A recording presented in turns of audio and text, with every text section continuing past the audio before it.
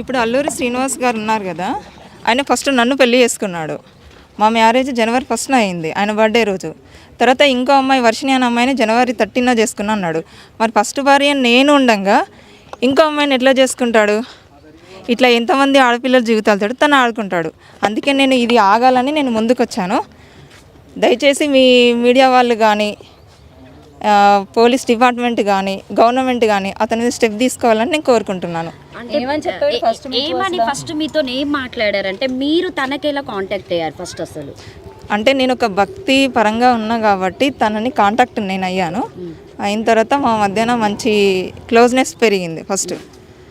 ఆ తర్వాత అది కాస్త ఈ పెళ్ళి దాకా వచ్చేసింది. పెళ్ళి చేసేసుకొని ఏదో సేవ, ఒక ఆశ్రమం పెట్టి ఒక సేవ చేసుకుంటూ ఉండిపోవాలని అనుకున్నాము. దానికి ప్రిపేర్ కూడా అయ్యాము. చాలా చోట్ల ల్యాండ్స్ కూడా వెతికాము, కానీ మేము తీసుకోలేకపోయినాం. ఎందుకంటే ఈయన ఒక్క మాట మీద నిలబడడు. రోజు రోజుకి తన మాట అనేది చేంజ్ అవుతూ ఉంటుంది.